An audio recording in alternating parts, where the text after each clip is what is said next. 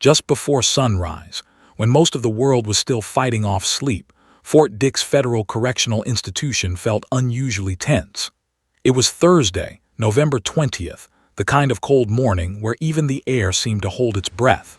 No one inside the prison yet understood how historic this day would become, especially not the man whose life was about to crumble before breakfast, Sean "Diddy" Combs.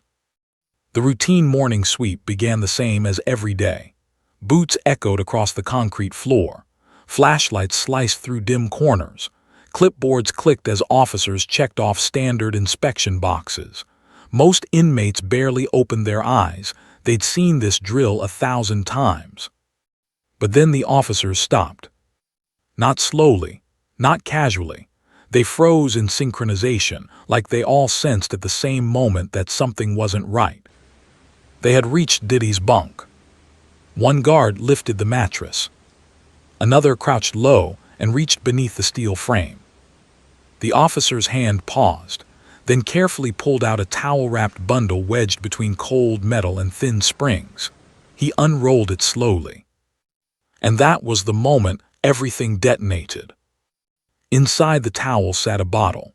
Not a store bottle, not something anyone smuggled in from outside. This one was filled with a cloudy, pale liquid that carried a sharp, sour smell that had no business being inside a federal prison. A smell that screamed fermented sugar, home-brewed alcohol, contraband. The officers exchanged looks, serious ones, heavy ones. They weren't surprised. They weren't confused. They knew exactly what this meant. And they also knew exactly who possessed it. Cameras were immediately pulled out. Photographs taken from every angle, evidence bags zipped open, radios crackled urgently with calls to the warden. Within minutes, the calm morning turned into controlled chaos. Still half asleep inmates sat up in their bunks, staring in stunned silence as officers surrounded the area. Nobody dared to whisper, but the ripple of shock moved through the unit like a chill. Because everyone knew. Contraband alcohol wasn't a small violation. It was the kind of violation that could destroy a man's entire federal case. Diddy was pulled from his bunk and escorted out, still groggy, still confused, still trying to understand why officers suddenly stared at him like he was radioactive. He didn't argue. He didn't resist.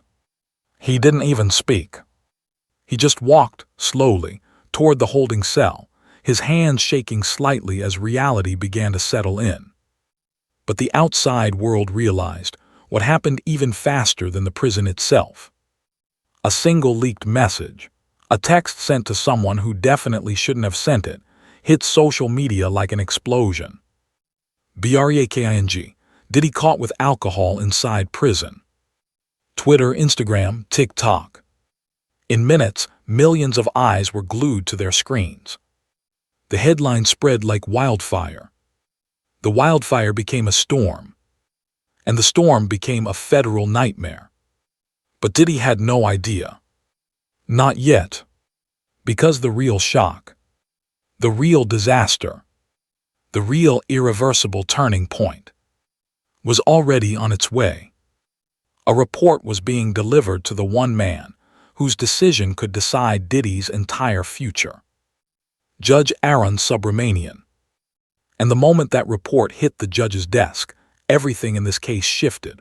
Because the moment Judge Subramanian opened that file, he made a decision so fast, so severe, and so explosive, it sent the entire justice system into panic. And Diddy never saw it coming. Judge Aaron Subramanian was not a man who reacted impulsively. He was known for being measured, methodical, and calm even during the most chaotic cases. But when the encrypted message from Fort Dix hit his desk late that morning, something in his expression changed instantly. He opened the report. He saw the photos. He saw the timestamps. He read the officer statements describing the bottle found under Diddy's bunk. His jaw tightened. He didn't push the file aside. He didn't say he needed more context. He didn't ask for additional verification. He simply stood up from his chair and said 6 words that sent shockwaves through SDNY. Reopen the case. Immediately, emergency hearing. Those words spread through the courthouse like wildfire. Clerks dropped what they were doing. Assistants scrambled. Phones started ringing nonstop. One clerk whispered to another, "This is going to be bad, really bad." But back inside Fort Dix, meanwhile, Diddy sat alone in a temporary holding room. The fluorescent lights above hummed quietly. The cold metal bench pressed against his spine. He stared at the floor, breathing shallowly, trying to process how such a small bottle could unravel everything he had left. He kept replaying the moment they pulled it from beneath his bunk, his stomach twisting every time he imagined the towel being unwrapped. He muttered under his breath, voice cracking slightly, "Please, please tell me this isn't happening." But it was happening. And outside that holding room, chaos was erupting in ways he didn't yet know. Because the internet didn't wait for confirmation. It moved with lightning speed, and it moved without mercy. Within an hour, hashtags surged across every platform. Diddy raid. Diddy contraband. Fort Dix scandal. Brewed behind bars. People weren't just reacting. They were analyzing, arguing, mocking, theorizing. Millions of comments, memes, live streams, and reactions poured out. TikTok influencers dramatized the raid. YouTube creators went live, pulling in massive audiences. Gossip sites posted exclusive breakdown using blurry screenshots. Talk shows debated whether other contraband would be found. Everywhere he looked, the internet wasn't simply talking about the scandal, they were inflaming it. And then it got worse. A leaked photo, grainy, clearly taken from inside the prison, appeared on X, formerly Twitter. It showed a guard holding the alcohol bottle in an evidence bag. No one could verify the image. No one knew who leaked it. But the world didn't care. The story had become a global spectacle. Meanwhile, Diddy's lawyer Mark Agnifilo was in Manhattan when his phone began vibrating nonstop. The first alert read, "Breaking, Diddy caught with alcohol in prison." Then more. Reporters, producers, law firms, family members, random unknown numbers claiming to have inside information. But the alert that made his heart stop cold was an email, stamped urgent and marked SDNY. Emergency judicial action, immediate review required. Agnifilo's face went pale. He grabbed his coat. He sprinted out of his office. He already knew this was no small violation. This was a nuclear event. Back at the prison, Diddy finally realized the silence around him wasn't normal. Guards avoided eye contact. The atmosphere felt like something heavy had descended on the entire facility. He whispered again, barely audible, "They're gonna bury me for this, aren't they?" Hours later, the prison doors slammed open as federal marshals arrived to transport him to Manhattan. And as Diddy stepped into the van, shackled and silent, he didn't know that helicopters were already following the route overhead, and that a sea of reporters had gathered outside SDNY waiting to capture the downfall of one of the biggest names in music history. Because the judge wasn't just calling him in. The judge was preparing to decide his future, because when Diddy arrived at the courthouse, he didn't walk into a hearing. He walked straight into a battlefield set against him from every angle imaginable. The black DOJ transport van rolled through Manhattan streets like a moving shadow, escorted by 2 unmarked vehicles on each side. The city was awake, buzzing, and alive, but inside that van, everything felt frozen. Diddy sat strapped to the hard plastic bench, wrists shackled, ankles locked, chains pressed against his jumpsuit with every bump in the road. But the worst part wasn't the restraints. It was the silence. The guards didn't look at him. They didn't speak. They didn't answer a single question he tried to ask. Their silence told him more than words ever could. Something monumental was waiting for him. He leaned his head back against the cold metal wall, eyes staring upward, breathing unsteady.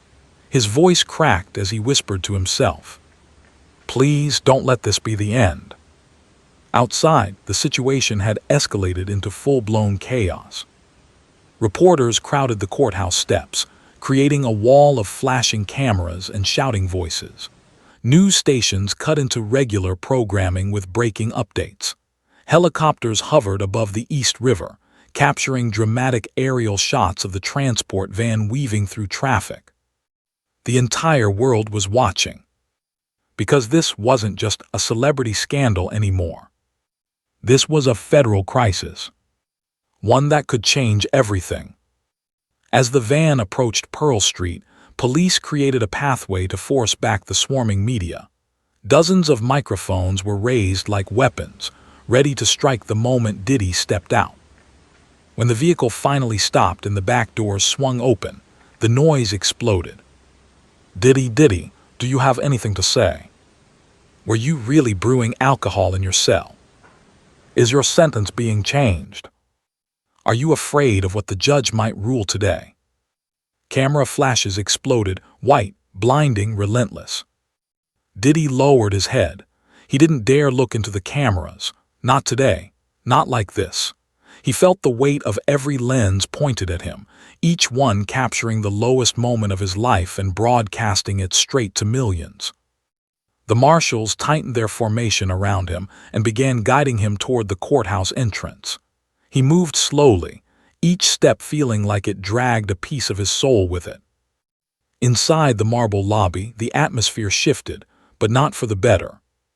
The echo of footsteps, the sharp fluorescent lighting, the cold clinical air. Every person who saw him pass by paused. Court clerks whispered to one another. Attorneys stepped aside and stared. Even security officers who usually looked numb to chaos now held tense, rigid expressions. It was like the entire building understood something before he did. This was no ordinary hearing. As the elevator doors closed and the car ascended, Diddy felt his heartbeat pounding in his ears. His throat tightened as he realized where he was headed. Courtroom 14A. Judge Aaron Subramanian's domain. The room where everything would be decided again. When the doors opened and Diddy stepped inside the courtroom, his breath caught. The room was packed wall to wall. Journalists, federal observers, attorneys, officers, reporters squeezed into every available seat. Every eye snapped toward him. The prosecution sat stiff and confident, documents stacked in neat precision, their faces unreadable. They weren't scrambling. They weren't panicking. They were waiting. Waiting with certainty.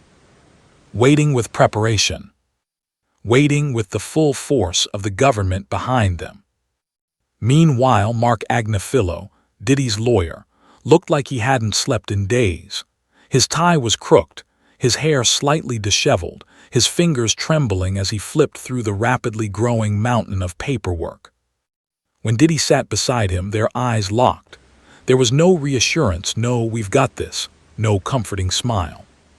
Just fear. Raw, unfiltered fear. Agnafilo leaned in, whispering, "Sean, this is bad, really bad, but stay calm, I'll fight for you." Before Diddy could answer, the room fell silent. The side door opened, and Judge Aaron Subramanian stepped inside. He didn't look angry. He didn't look emotional. He looked resolute, deadly resolute. When he sat down and lifted the case file, the air felt like it thickened around everyone. And then the judge spoke. "This court has been informed of a serious incident requiring immediate review." Diddy felt his entire body tense. Because the storm had finally reached its center, and he was standing directly in the middle of it. Because when the first witness took the stand, everything that followed wasn't just damaging, it was devastating. The judge's voice still lingered in the air when the prosecution rose from their table and called their first witness. There was no dramatic pause, no theatrical build-up, just a quiet announcement that somehow felt heavier than thunder. A senior correctional officer from Fort Dix walked forward, uniform crisp, posture rigid, expression carved from stone. This man didn't look shaken, angry, or proud. He looked certain of what he saw, certain of what he found, certain of what he was about to say. He placed a thick binder on the evidence table, with a heavy thud that made the courtroom snap into even deeper silence. Judge Subramanian nodded. "Proceed." The officer opened the binder. Plastic sleeves, time-stamped logs, photographs. He began speaking in a tone stripped of emotion, professional, procedural, and painfully precise.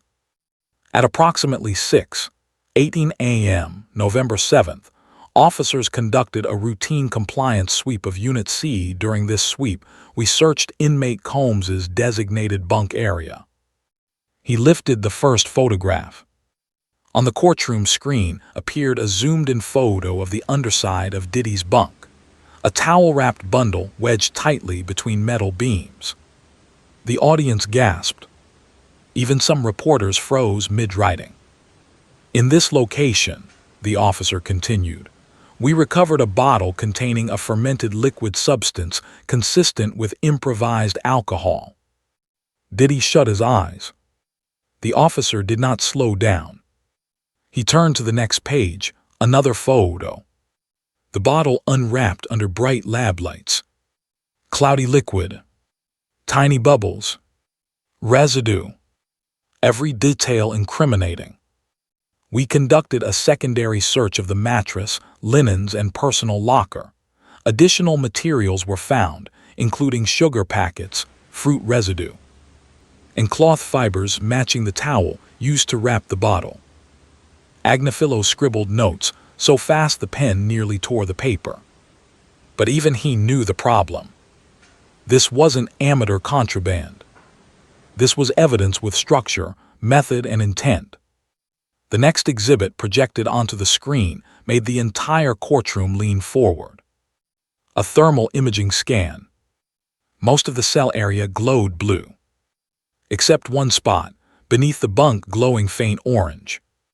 "Fermentation generates heat," the prosecutor explained. "This thermal signature indicates active production before the raid." Judge Subramanian stared at the image with an expression that chilled the air around him.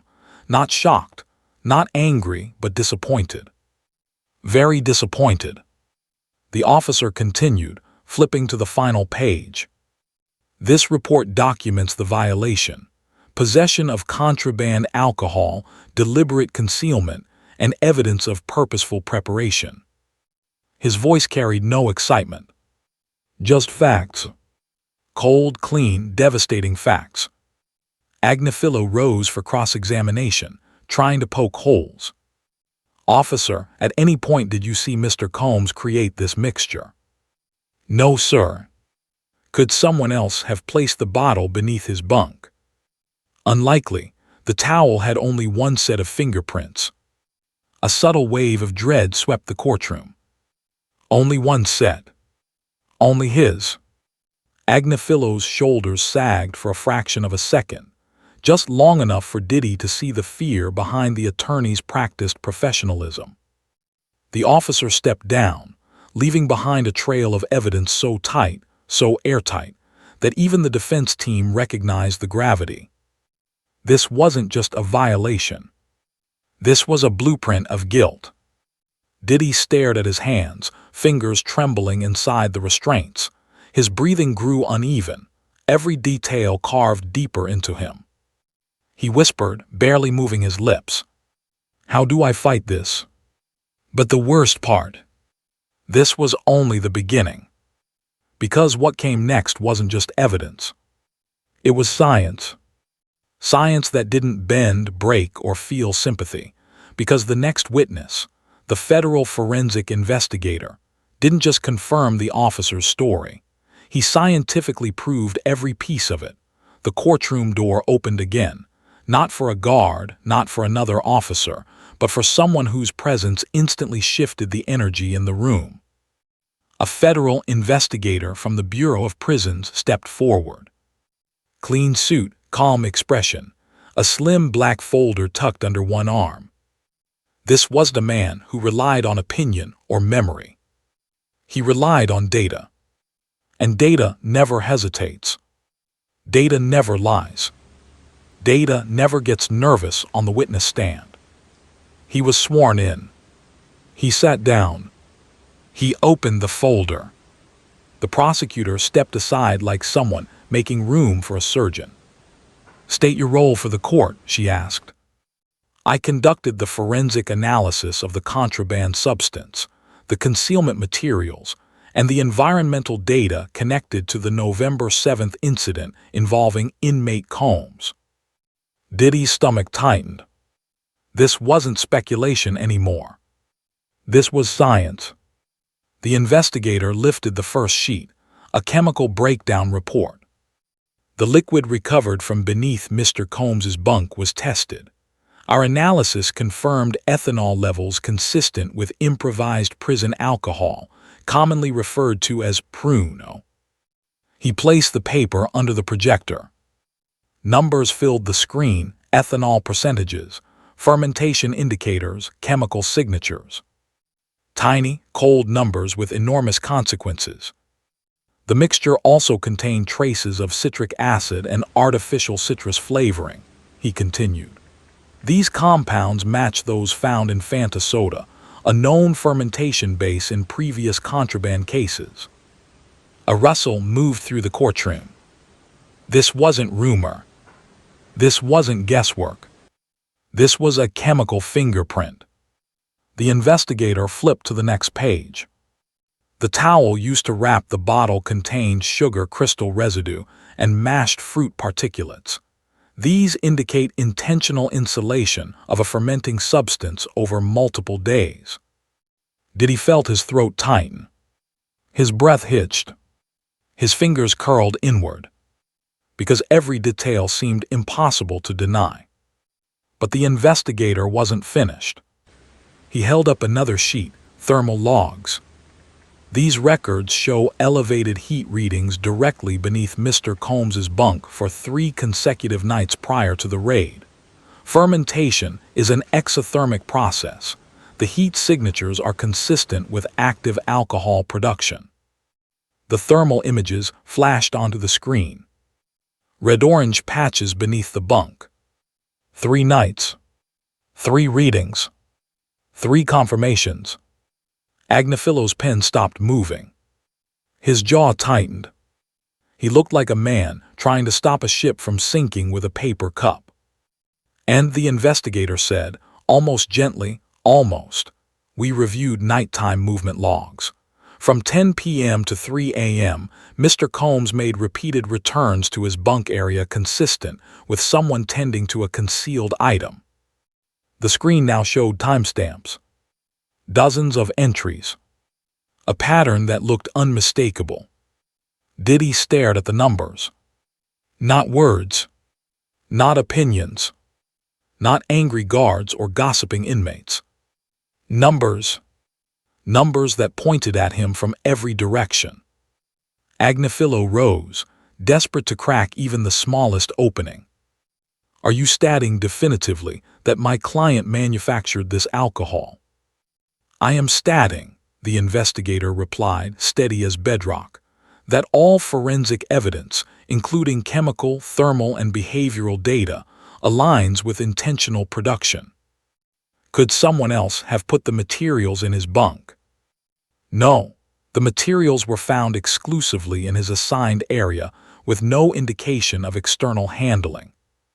Agnifillo's shoulders dropped. For the first time, Diddy's lawyer looked defeated. The investigator closed his folder with a soft snap. But that sound echoed like a hammer in Diddy's chest. Because now the courtroom wasn't dealing with theory. It was dealing with proof. Cold, clinical, unshakable proof. And Diddy felt something heavy settle in his bones, a realization, terrifying and suffocating. There was no going back, because the next witness wasn't a scientist or an officer, it was an inmate.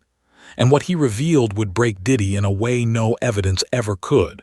The courtroom door opened again, slowly this time. And when the next witness stepped in, the entire room shifted.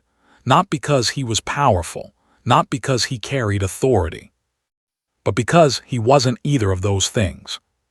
He was an inmate, shackled at the waist, wrists chained, an orange jumpsuit that looked too big for his thin frame. And the moment he entered, you could feel it. This man was terrified. Two marshals guided him to the stand. His hands trembled so badly he could barely raise them to take the oath. His voice shook as he said, "I do." When he sat down, he didn't look at Diddy, not once. Not out of disrespect, but out of fear. Deep, bone-deep fear. The prosecutor approached gently, almost cautiously. "Please state your name." "Leon Parker," he murmured, "Unit C, Fort Dix." "And why are you here today, Mr. Parker?" He swallowed hard. His Adam's apple bobbed visibly. "Because..." His voice cracked. "Because I saw things. I saw what he was doing." A ripple of tension moved through the courtroom like electricity. Reporters leaned forward. Pens stopped mid-motion. Diddy's heart slammed against his ribs. "What did you see?" the prosecutor asked softly. Leon took a shaky breath. "I sleep a few bunks down from him. I work the night cleaning shift, so I'm awake when most guys are." He closed his eyes, remembering. "And I'd see him, working on something." Diddy stiffened. Agnifilo shot upright, ready to object, but the judge held up a hand. "Mr. Parker, explain what you mean." Leon nodded slowly. "He had this bottle wrapped in a towel. He'd take it out late at night, real quiet, always looking over his shoulder to see if anyone was watching." The prosecutor's voice lowered. "What did it smell like, Leon?" He winced, as if the memory itself hurt. "It wasn't juice, it wasn't soda. It smelled sour, sweet, thick, like something was cooking inside it." A murmur spread across the courtroom. Even the judge leaned back slightly, absorbing the details. Leon continued, voice shaking as he went on. "I saw apples one night. Another night I saw sugar packets. He wasn't sharing it, wasn't bragging. He was hiding it, protecting it." Diddy's head dropped. He wasn't angry. He wasn't glaring at Leon. He just looked broken. Agnifilo shot up. "This is anecdotal, he didn't witness." The judge stopped him sharply. "Let the witness finish." Leon flinched at the interruption. He looked at the floor, voice now barely above a whisper. "I ain't getting anything for this. No deals, no time off. I'm scared to even be here, all right." Those words hit harder than any evidence. Fear meant honesty. Fear meant credibility. Leon finally looked toward the empty space near Diddy, not at him, but near him, as if afraid eye contact might ruin him. "But I also saw him at night," Leon whispered. "He wasn't sleeping. He wasn't calm. He looked like a man who couldn't breathe, like he was falling apart." A long, painful silence spread through the courtroom. And then came the final question. "Mr. Parker, in your opinion, did Sean Combs knowingly create and hide contraband alcohol?" Leon shut his eyes. A beat passed. 2, 3. "Yes," he whispered. He knew exactly what he was doing. It was like the air was sucked out of the room. Agnifilo sagged into his chair. Diddy stared at the table, eyes glassy, chest tight. Because this wasn't just evidence anymore. This was confirmation from someone inside the same walls. Someone who had nothing to gain by speaking. Someone who saw the truth up close. Because after the inmate stepped down, Diddy's lawyer rose for one last desperate attempt to save him, and what he said shook the entire courtroom. When Leon Parker stepped down from the witness stand, the courtroom stayed frozen in a kind of stunned silence. Not the silence of respect, but the silence of impact. His testimony didn't come from authority or from science or from policy. It came from fear, from someone living inside the same cold walls as Diddy. Someone who saw the truth when no one was watching. And that truth landed like a hammer. Agnifilo inhaled sharply, a long, shaky breath. He knew the blow had landed. You could read it in the slump of his shoulders, the way his fingertips clutched the edge of the defense table, his knuckles pale from the strain. But then he stood. Slowly, purposefully, with the weight of a man who realized this was his final chance, maybe his only chance, to pull Diddy back from the edge of a cliff. The entire courtroom shifted its attention toward him. Every journalist, every court clerk, every federal observer straightened in their seats. This wasn't just another argument. This was a plea for survival. Agnifilo approached the center of the courtroom. His voice, when it came, was softer than usual, lower, almost trembling but steady enough to carry through the room. "Your Honor," he began, looking directly at Judge Subramanian, "the prosecution has presented a powerful narrative, evidence, data, testimony, and yes, some of it is deeply damaging." A pause. "But it still does not tell the entire story of the man sitting beside me." He gestured toward Diddy. "Not dramatically, not theatrically, just humanly. For months," he continued, "Sean Combs has been living in an environment that isolates and crushes people. An institution that strips away stability, routine, privacy, everything that anchors a human being. This wasn't a violent act. It wasn't a conspiracy. It wasn't an attempt to harm anyone." He stepped closer to the judge, voice growing more emotional with each sentence. "This was a man in pain, a man spiraling, a man trying wrongly, yes, to cope with pressure that most people in this country will never understand." The room remained still, every eye locked on him. "You've seen his psychological evaluations," Agnifilo said, "and you know the mental strain he's under.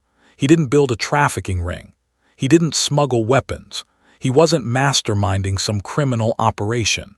He made a poor, desperate decision because he was drowning." Agnifilo's voice cracked. "Just once. But it was enough. He is not an instigator. He is not a danger. He is a man who is breaking." Diddy's eyes glistened. He blinked rapidly, trying to hide the emotion swelling in him, but it leaked through anyway, the small trembling of his chin, the rise and fall of his chest. Agnifilo paced slowly, his voice now weighed with sincerity and exhaustion. "He has already been punished, humiliated publicly, torn apart by the media, millions of people watching his lowest moment unfold like entertainment. For any other inmate, this would have been an internal disciplinary matter, but for him, it has become a public execution." He pointed gently, almost pleadingly, toward the evidence table. "That bottle doesn't show a criminal mastermind. It shows a man trying to survive a night he didn't know how to get through." Agnifilo turned back to the judge, desperation now carved into every word.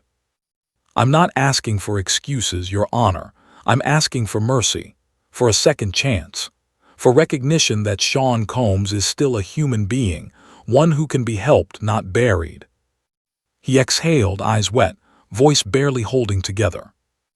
"If you take the rest of his life from him today, it won't be justice. It will be a tragedy." The courtroom didn't breathe. Agnifilo returned to the defense table with slow, defeated steps. He sat beside Diddy, who stared ahead with a haunted, hollow expression. But as powerful as the plea was, the judge's reaction was unreadable. His face didn't soften. His posture didn't ease. He simply folded his hands, looking down at Diddy with an expression that made the room feel colder. Because he wasn't listening to arguments anymore. He was weighing a sentence, a life-changing one, because what happened next wasn't a legal argument. It was Diddy's emotional collapse, the moment everyone realized just how broken he truly was. Judge Subramanian sat completely still, hands clasped, eyes fixed on Diddy in a way that stripped away every layer of confidence, every ounce of composure, every piece of him that once stood tall in the world. The judge wasn't angry. He wasn't impatient. He wasn't even stern. He looked disappointed. And somehow, that expression cut deeper than anger ever could. The air grew heavy, thick with tension so suffocating it felt like the walls were inching closer. Reporters tightened their grip on their pens. The prosecutors straightened their posture. Even the marshals shifted, subtly, but enough to show they sensed something was about to break. And then it happened. Diddy moved. Not much, just a small, shuddering shift, but enough for the chains around his wrists to clink sharply against the metal table. The sound echoed through the courtroom like a crack in ice. His breath grew unsteady, then uneven, then frighteningly shallow. His hands clenched into fists, then unclenched. His body trembled once, then again, like he was trying to fight off something inside himself. Panic, dread, maybe both. And then he collapsed forward, burying his face in his shackled hands. His shoulders shook, not with dramatic sobs, not with loud cries, but with the silent, violent tremors of a man coming apart from the inside. The courtroom froze. Even the sound of the air vents seemed to stop. This wasn't the bold, untouchable mogul the world had watched for decades. This wasn't the confident industry giant who commanded stages and boardrooms.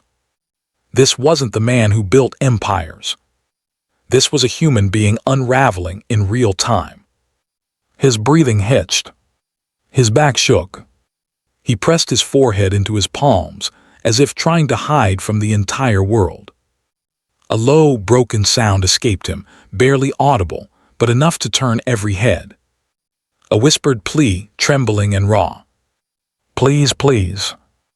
His lawyer moved toward him instinctively, but stopped, because even he didn't know what to say, how to soothe, how to reach someone drowning in fear. The marshal stepped closer, giving him a bit more room, sensing how fragile he had become.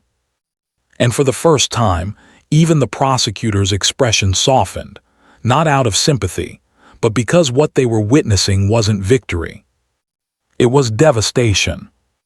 Judge Subramanian's gaze remained steady. If the emotional collapse affected him, he didn't show it, but there was something new in his eyes. Not mercy, not cruelty, a quiet finality, as if the judge had already made the decision in his heart. But he wasn't done yet. He slowly lifted the thick case file, flipping through the pages one final time. He examined the photos, the reports, the logs, the witness statements, all of it slowly, methodically, deliberately. Then he closed it. The soft thud of the folder shutting felt louder than any gavel strike. He removed his glasses, polished them with a cloth, then placed them back on with the care of someone preparing to deliver a sentence that would echo for the rest of a man's life.